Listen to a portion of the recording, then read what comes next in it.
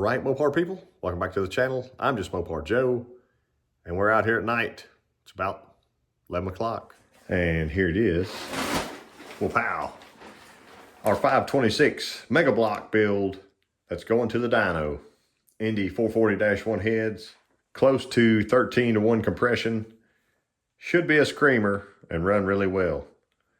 But before I can build this thing, I've got to get the pistons cleaned up.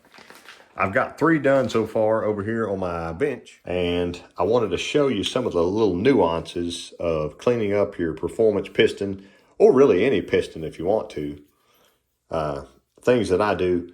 These do have those beautiful dreaded spiral locks, and I told myself a long time ago I am not taking those out if I can help it. This engine, knowing the history of it, it's got less than 100 passes on it.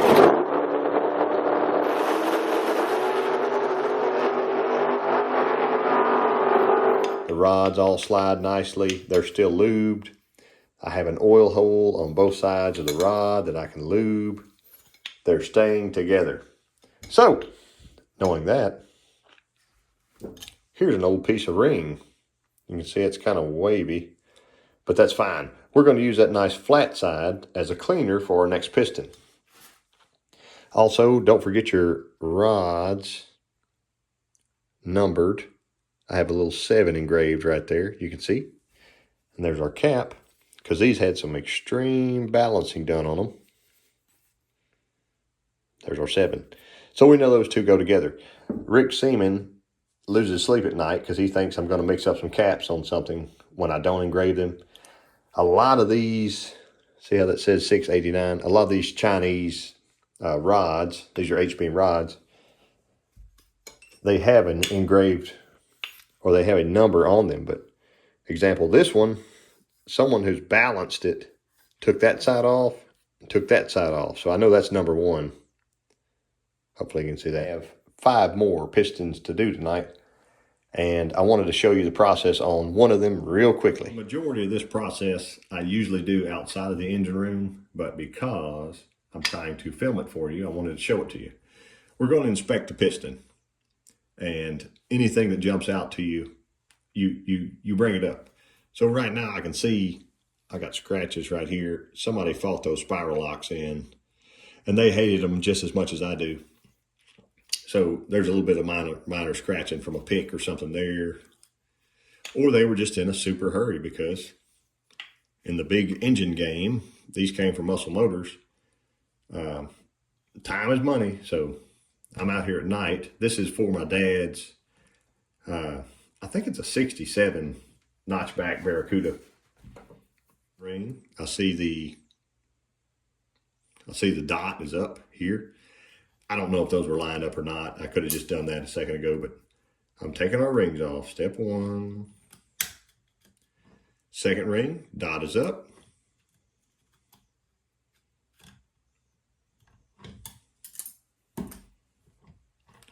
There's our part number if you want to look it up, 99906. I think these are Ross pistons. I can't remember. Yeah, Ross, and it says 437 RB inside. Anyway, there's those. Let me find my oil ring. I've tried to do this with gloves on, and it takes forever, and it cuts your gloves up. I just got over cutting one of my fingers with one of the compression rings. That baby is sharp right there. So be careful, obviously. There's that one out of the way. I got a little bit of thinner here in my cup. Just a quick early wipe over. Okay. So we're going to look at this, the piston skirt, step 1. It has scratches on it. This is a very, let me go back. For a Mopar, this is a pretty short skirt. It's not the shortest skirt. So if this was a 500 stroker, they actually move the wrist pin up into the oil control. You have to have an oil control ring up here, which it's another headache. It's basically a thicker ring you have to put on before the other rings. Another head, I talked about it, you know, a 512 gets a longer piston, kind of like this one, and a shorter rod, and a 4 1/4 stroke. This is I think 4.375 stroke for this setup to have a 526. Same size bore, so it's a perfectly square engine, which is nice. I just want to lightly run it through. I'm going to drag it and look for any trash on here. I'm feeling for any burrs or snags. In just a second, I will take this out and wash it out. Let's make our full pass here. This one's much nicer than those others. Some of the others had a lot of carbon and rust and funk stacked in there, and I had to kind of just keep making nice passes through there so I didn't scuff anything up. There's a really tiny gap here. I'm assuming that's made to trap compression between the rings to help for sealing.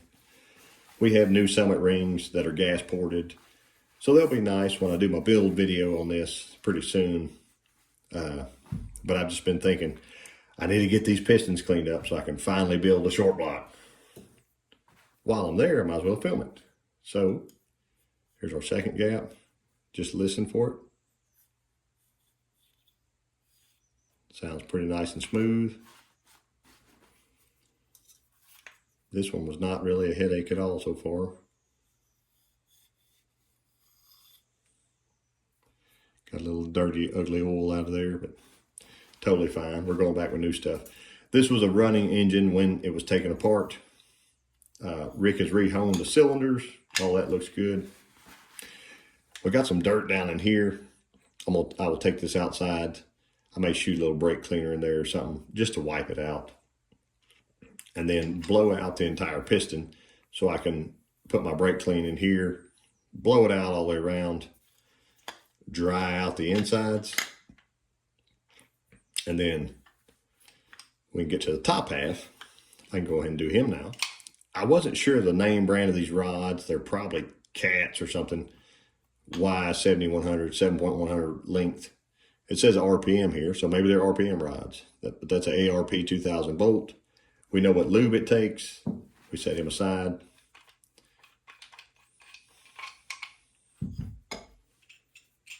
Another bolt.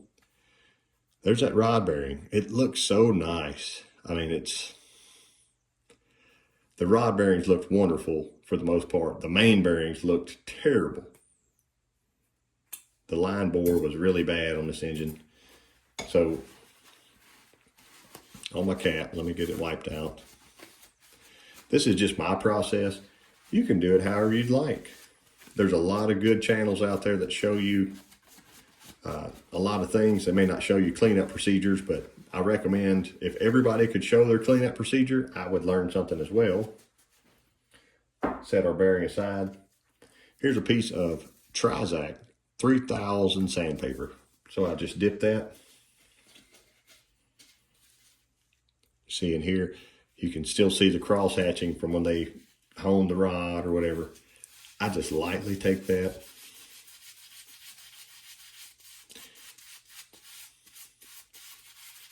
I want any of that old residue from when the back of the rod, see it here? It's amazing what happens inside of an engine. Everything's dancing and moving along. If it somehow rubs in here and leaves any residue, I want the stuff gone. So each rod takes about 10 minutes to clean up. It's not a big deal.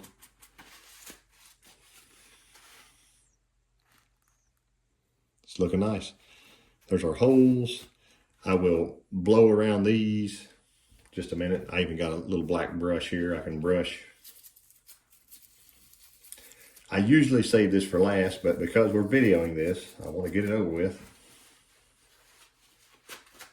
I'll still blow it off. And there's my little nylon brush. I can run inside here.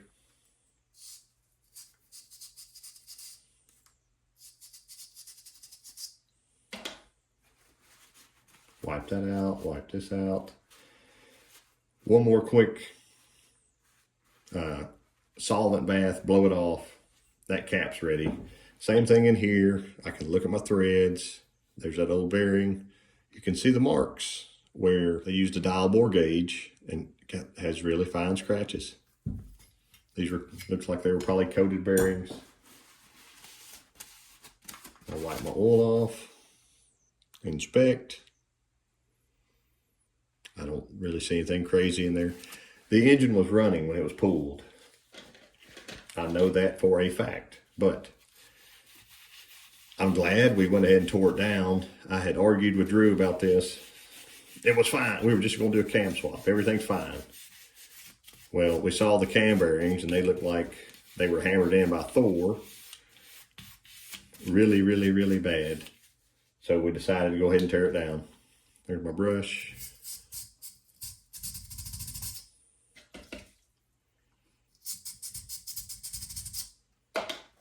Brush it out. Quick little blow off, some more solvent. We're almost there. I like to get all that stuff out of the little, our bearing grooves, if it's possible.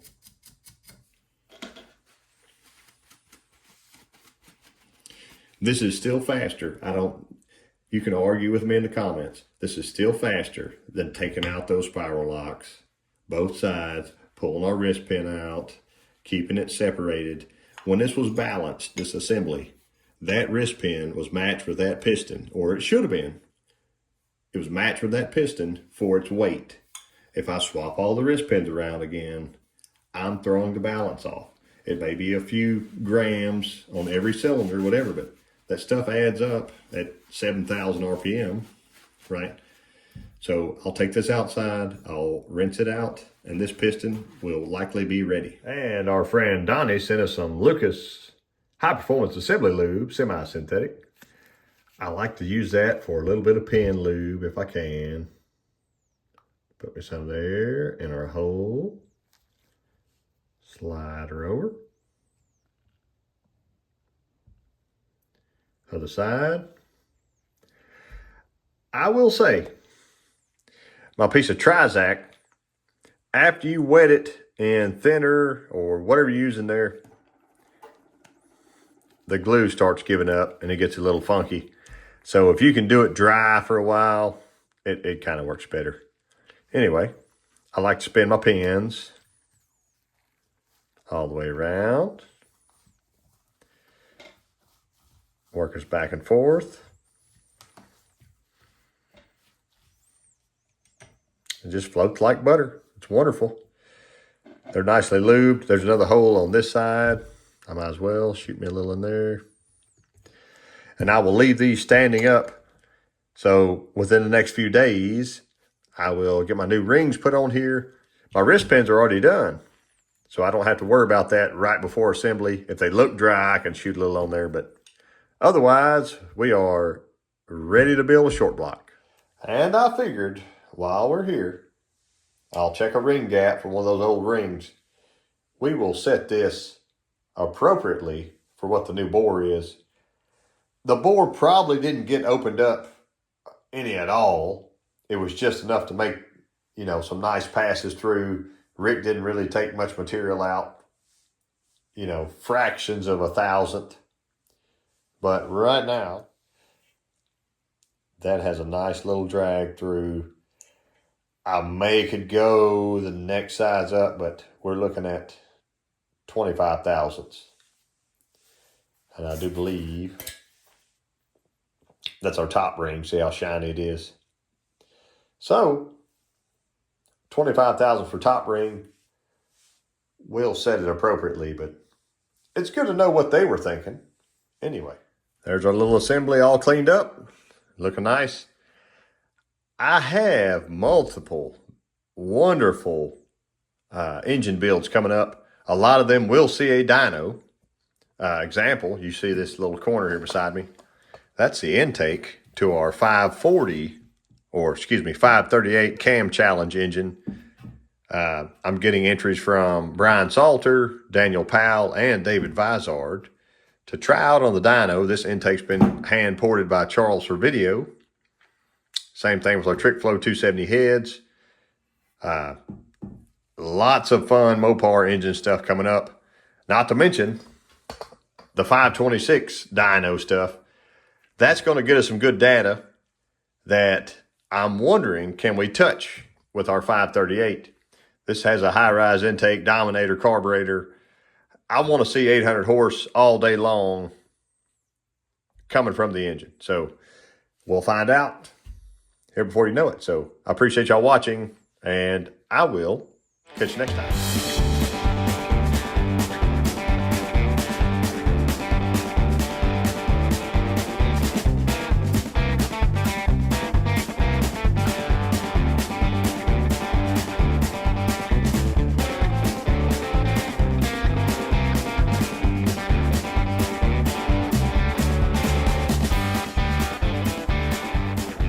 All right, Mopar people.